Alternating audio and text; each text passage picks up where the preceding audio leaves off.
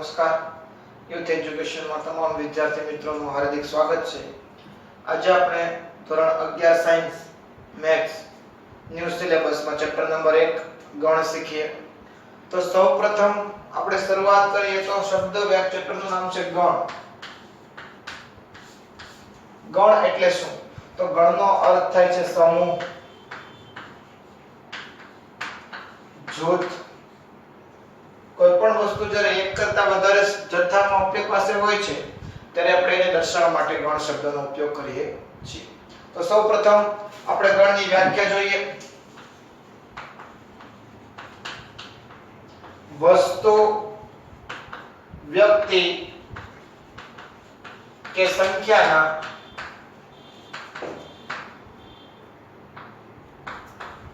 સમૂહ દર્શાવતા પદને ગણ કહે છે।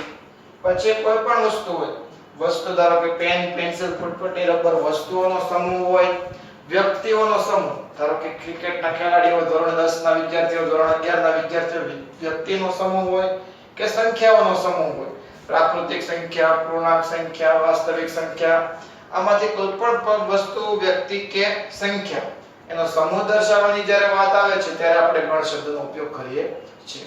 તો સૌપ્રથમ ગણના અમુક ગુણધર્મો છે કે પેલું, ગણને દર્શાવવા માટે કેપિટલ એબીસીડી નો ઉપયોગ થાય છે।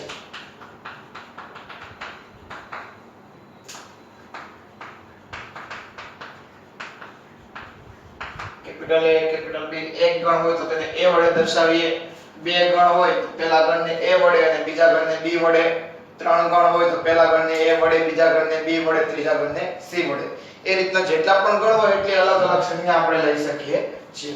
ઉદાહરણ તરીકે આપણે દર્શાવીએ તો a બરાબર 1 2 3 4 5 હું લખું તો પ્રથમ 5 પ્રાકૃતિક સંખ્યાઓનો ગણ કહેવાય।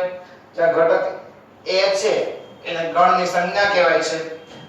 1 2 3 4 અને 5 એ આપણા માટે ઘટકો કહેવાય અને એને અલ્પવિરામ દ્વારા છૂટા પાડવામાં આવે છે।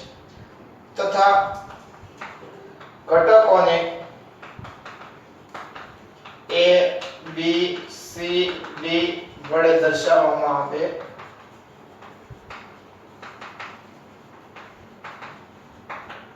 ગણમાં કોઈ પણ સભ્યોનું પુનરાવર્તન કરવામાં આવતું નથી। એકનો એક સભ્ય બે વખત આવતો હોય, ધારો કે આપણે ક્લાસમાં વિદ્યાર્થીઓની 50 માર્કની પરીક્ષા લીધી હોય અને બધાયના માર્ક્સનો આપણે ગણ બનાવવો હોય તો ધારો કે બે અલગ અલગ વ્યક્તિને 45 માર્ક હોય તો અંદર જ્યારે આપણે સભ્ય તરીકે લખીએ ત્યારે એક જ વખત 45 લખવાના, બે વખત 45 લખવાના નહીં। એટલે કે ગણમાં કોઈ પણ સભ્યનું પુનરાવર્તન થતું નથી।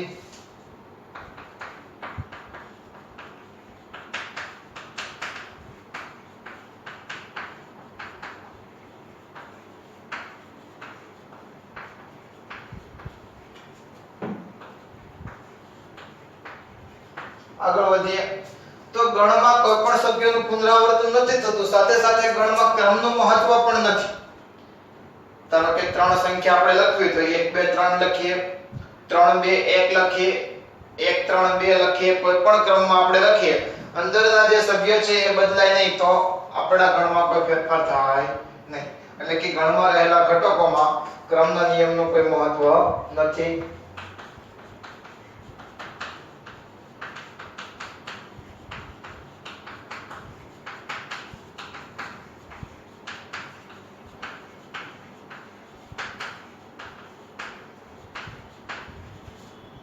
ગણમાં રહેલા ઘટકોમાં ક્રમના નિયમનો કોઈ મહત્વ નથી। ઉદાહરણ તરીકે આપણે જોઈએ તો હું એમ લખું 1 2 3 અથવા 3 2 1 લખીએ, 2 1 3 લખીએ, કોઈ પણ ક્રમમાં લખીએ આપણે ઘટકો 1 2 3 3 2 1 1 2 1 3 ઘટકો જેટલા છે એટલા ને એટલા જ રહેવા જોઈએ, એમાં કોઈ નવો ઘટક ઉમેરવાનો જોઈએ, એમાંથી કોઈ ઘટક બાદ ન થવો જોઈએ। જે ઘટકો છે એનો એક ઘટક રહે તો આપણે કહી શકીએ કે આપેલા તમામ ગણ કેવા ગણ છે? સમાન ગણ છે। હવે આપણે વાત કરીએ ગણને દર્શાવવાની રીત।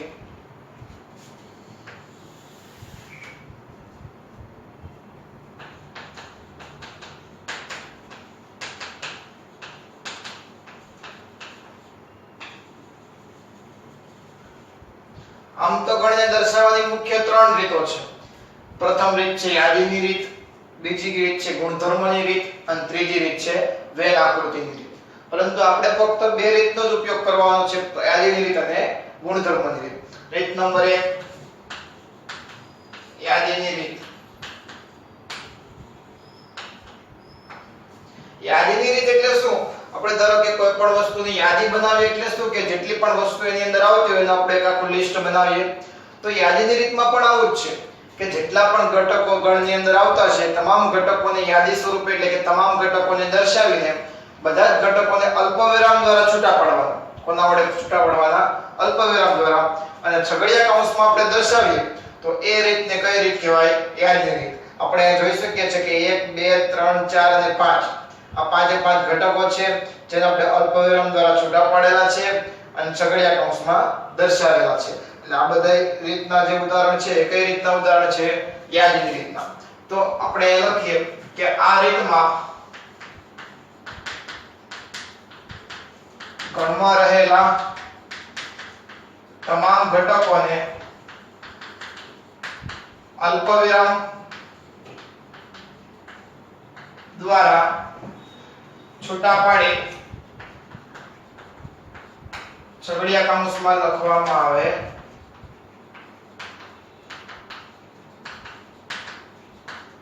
ઉદાહરણ આપણે જોઈએ તો ઉદાહરણ તરીકે a બરાબર 1 2 3 4 5, b બરાબર ધારો કે 2 4 6 8 10. આગળ વધીએ. બીજી રીત છે ગુણધર્મની રીત.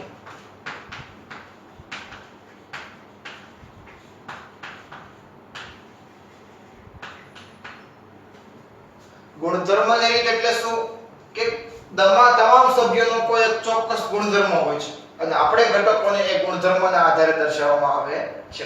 ઉદાહરણ તરીકે આપણે વાત કરીએ તો ધારો કે ધોરણ 10 ના વિદ્યાર્થીઓમાં આપણી પાસે 50 વિદ્યાર્થી હોય અને 50 વિદ્યાર્થીઓનું આપણે લિસ્ટ બનાવીએ. અથવા તો આપણે એવું કહીએ કે ભાઈ ધોરણ 10 ના આ સંસ્થાના વિદ્યાર્થી. તો દરેક બંને પરિસ્થિતિમાં વ્યક્તિ જે છે એ બદલવાના નથી. પહેલી વખત આપણે જે 50 એ 50 વિદ્યાર્થીનો સંસ્થામાંથી પર્સનલી નામ લખ્યું તો એટલે એને યાદની રીત કહેવાય. અને પછી 50 એ 50 વિદ્યાર્થીનો એક ચોક્કસ ગુણધર્મ હતો કે ભાઈ એ તમામ વિદ્યાર્થી ધોરણ 10 માં છે અને કોઈ એક ચોક્કસ ઇન્સ્ટિટ્યૂટ અથવા તો સંસ્થામાં છે. ધારો કે યુથ એજ્યુકેશનના ધોરણ 10 ના વિદ્યાર્થીના લખીએ તો આપણી પાસે જેટલા પણ વિદ્યાર્થી આવતા છે એ જ આવશે. અથવા તો એ તમામ વિદ્યાર્થીઓના નામ લખીએ. જો નામ લખીએ તો એ રીતની યાદીની રીત કહેવાય. અને ફક્ત યુથ એજ્યુકેશનના ધોરણ 10 ના વિદ્યાર્થી તો ધોરણ 11 સાયન્સના વિદ્યાર્થી લખીએ તો એક રીત કઈ કહેવાશે? ગુણધર્મની રીત. આપણે આ ઘટકો 1 થી 5 લખ્યા તો એની યાદીની રીત કહેવાય. 2 4 6 8 10 લખ્યા તો એની યાદીની રીત કહેવાય. પરંતુ એનો કોઈ એક ચોક્કસ ગુણધર્મ હોય એ ગુણધર્મના જરા આપણે જ્યારે લખશું ત્યારે એ રીતને કઈ રીત કહેવાશે? ગુણધર્મની રીત. તો આપણે લખીએ આ રીતમાં ગણમાં રહેલા તમામ સભ્યો લખો અથવા ઘટકો લખો કોઈ એક ચોક્કસ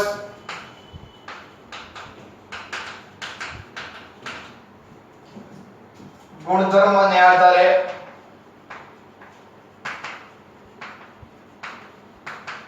દર્શાવવામાં આવે છે. ઉદાહરણ લખીએ. અહીંયા જે ઘટકો લખ્યા છે એ જ ઘટકોને હું ગુણધર્મની રીતે લખું છું. તો આપણે અહીંયા જોઈ શકીએ છીએ કે 1 2 3 4 અને 5 પ્રથમ 5 પ્રાકૃતિક સંખ્યા છે. તો આપણે ગુણધર્મની રીતે આમ લખીએ કે x જ્યાં x એ પ્રથમ 5 પ્રાકૃતિક સંખ્યા. આ પ્રથમ 5 પ્રાકૃતિક સંખ્યા લખશો એટલે એમાં આપણા ઘટકો કોણ કોણ આવશે? 1 થી 5 જ આવવાના છે. એટલે આ ગણને આ યાદીની રીતે લખેલું દર્શાવે છે અને આ જે આપણે લખ્યું છે એ ગુણધર્મની રીતે દર્શાવે છે. એવું જરૂરી નથી કે દરેક ઘટકોનો એક જ ગુણધર્મ હોય, એક કરતા વધારે ગુણધર્મ પણ હોય. ઉદાહરણ તરીકે આને હું આ રીતે પણ લખી શકો x જ્યાં x એ 6 થી નાની પ્રાકૃતિક સંખ્યા 6 થી નાની પ્રાકૃતિક સંખ્યા કરીએ એટલે એ પણ 1 થી 5 જ આવવાની છે.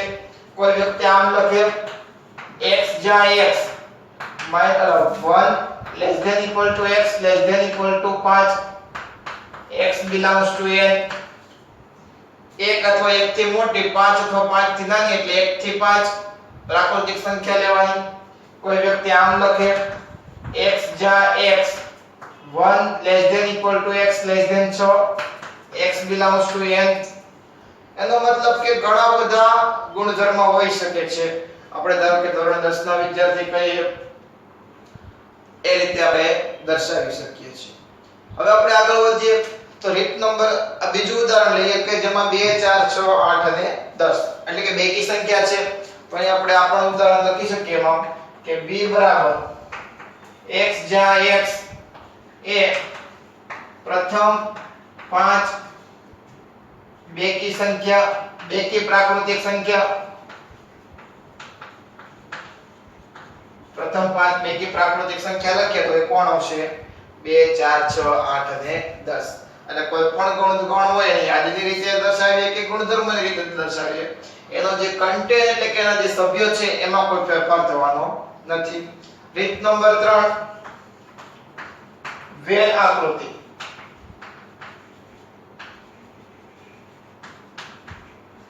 વેન આકૃતિની રીતમાં શું છે કે ગણમાં જેટલા પણ સભ્યો હોય એ તમામ સભ્યોને એક ચોક્કસ આકૃતિની અંદર દર્શાવવામાં આવે છે એટલે ગણમાં રહેલા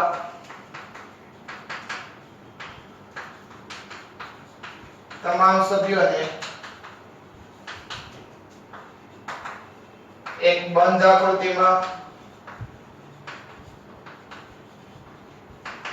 દર્શાવવામાં આવે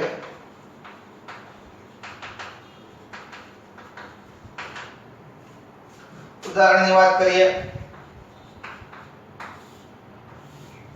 આ જે ચોરસ બોક્સ છે એ યુનિવર્સલ સેટ એટલે કે સાર્વત્રિક ગણ એની અંદર તમામ સભ્યો હોય પરંતુ આપણે એમાંથી 1 થી 5 જ સભ્ય લેવાના છે તો આપણો જે ગણ a છે એમાં 1 થી 5 દર્શાવી દઉં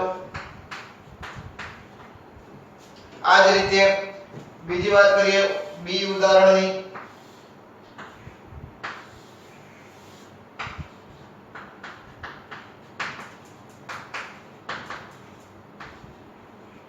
તો આ જે રીત થઈ એ રીત કઈ થઈ વેન આકૃતિ એમ આપણે વાત કરીએ તો ગણને દર્શાવવા માટે ટોટલ કેટલી રીત છે 3 રીત યાદીની રીત ગુણધર્મની રીત અને વેન આકૃતિની રીત થેન્ક યુ